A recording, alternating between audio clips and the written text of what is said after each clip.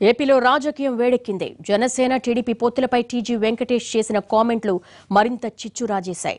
పవన్ తమతో కలిసి రావడానికి సిద్ధంగా ఉన్నారని టీజీ ప్రకటించగా అటు రాహుల్తో కలుస్తూ ఇటు పవన్తో దోస్తీ చేస్తున్నారని సెటైర్లేశారు వైసీపీ నేత వాసిరెడ్డి పద్మ. ఎవరితో పొత్తులు పెట్టుకున్నా అసెంబ్లీ ఎన్నికల్లో వైసీపీదే విజయమని ధీమా వ్యక్తం చేశారామె. ఇది ఉంది కలయిక అనేది ఇద్దరు నాయకుల అభిప్రాయం. మేము వేరే ఉండి కార్యకర్తల కింద లెక్క. ఇద్దరికి అభిప్రాయాలుగా కలిసినాయంటే తప్పకుండా కలవచ్చు. ముందు నుంచి జనసేన నాయకుడు చెప్తూ వచ్చింది ఏమంటే, నాకు ముఖ్యమంత్రి సీటు నాకు ఇమీడియట్ పోయి కూర్చోవాలనే ఆశ లేదు, మంచి నాయకత్వం రావాలి, ప్రజలకు మంచి చేసే నాయకులు ఉండాలి అని ఆయన ఎప్పుడు చెప్తూ వచ్చాడు. యూపీలో అఖిలేష్ యాదవ్ గారు, మాయావతి గారు ప్రపంచంలో ఏ నాయకులు కొట్లాడని విధంగా కొట్లాడారు, కలిసినారు. వాళ్ళు ఎందుకు కలిశారు? బీజేపీని ఓడగొట్టాలని. ఇక్కడ కూడా కలిసేదానికి అవకాశాలు ఉంటాయి.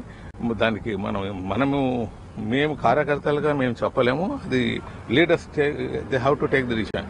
బట్ ఇప్పుడేమో డెఫినెట్ గా నేను చెప్పగలుగుతున్నాను, కార్యకర్తల్లో నాయకుల్లో కొద్దిగా సదుపాయం రెండు పార్టీల్లో కొద్ది వరకు వచ్చిందనేది మాత్రం 100% అది మామూలుగా మార్చిలో డిసిషన్ తీసుకోవచ్చు అనుకుంటాను ఎవరు కానీ.